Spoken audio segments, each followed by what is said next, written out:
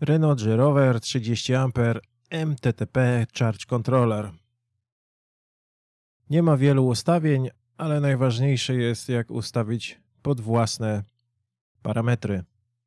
W tym przypadku dla ogniw LiFePO 4 przechodzimy na wolty, chociaż niekoniecznie muszą być wolty. Może być jakikolwiek ekran. Może być również główny interfejs. W tej chwili jest user. Przytrzymujemy ten klawisz dłużej i mamy znaczek zębatki, czyli jesteśmy w ustawieniach. Następne ustawienie jest flooded, czyli kwasowo-łowiane. Sealed, czyli AGM-y. I żel, akumulatory żelowe. Oraz litowe. Nie mylić tego z litowo-żelazowymi. To ustawienie dotyczy litowo-jonowych. I ponownie user. Przechodzimy dalej, klikając ten klawisz. Mamy do wyboru 12V, jeśli mamy taką instalację, lub 24V. W tym przypadku kontroler automatycznie wykrywa, jaka jest instalacja. Ja zostaję przy 12V. Klikamy dalej. Wyrównywanie. Ogniwo litowo-żelazowo-fosforowe. Jeśli ktoś chce, może je wyrównywać. Ja tego nie będę robił, bo to nie ma najmniejszego sensu. Ustawiłem tutaj najniższą możliwą wartość, aby kontroler nie robił wyrównywania. Następnie boost. Napięcie, do jakiego kontroler będzie ładował ogniwa. U mnie jest to 13,8V. Mam 4 ogniwa, każdy z nich po 3,45V. Nie chcę, by tę wartość przekraczały. Góra-dół zmieniamy wartości. Następnie float. Absorpcja, bulk, float, różnie to nazywają. To napięcie, które po naładowaniu baterii kontroler stara się utrzymywać, gdy panele słoneczne nadal są podłączone, a ogniwa dostarczają prąd do kontrolera.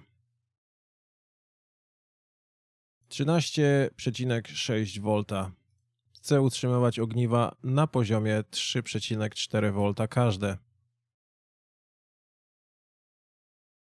13,4 jeszcze lepiej. To jest 3,35V na ogniwo. Moja ulubiona wartość jest pomiędzy 3,375 a 3,350. Tą wartość chciałbym, aby ogniwa LiFePO 4 absorbowały.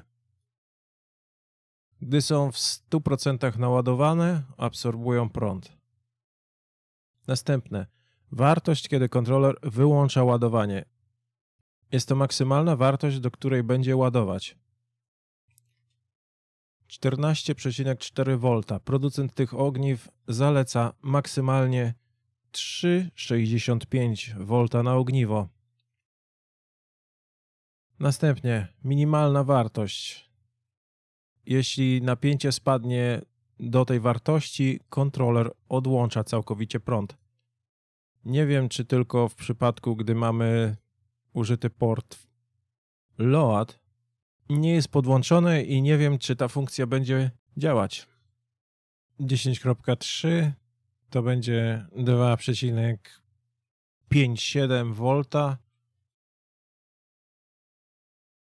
10,1 to by było 2,525 i potem 9,9V. Na cele to zdecydowanie jest poniżej 2,5V. Nie chciałbym schodzić poniżej tego napięcia. Cele ulegają degradacji o wiele szybciej. Zostawiam 10.3. To była ostatnia funkcja. Teraz interfejs się zapętlił. Przytrzymujemy dłużej ten przycisk i zamykamy menu ustawień. Jesteśmy w głównym menu i widać księżyc, to znaczy, że ogniwa nie są podłączone lub po prostu nie ładują. Z tej strony widać animację kropek, znaczy, że wychodzi jakiś prąd z baterii i to się zgadza, bo ładuje dwa urządzenia.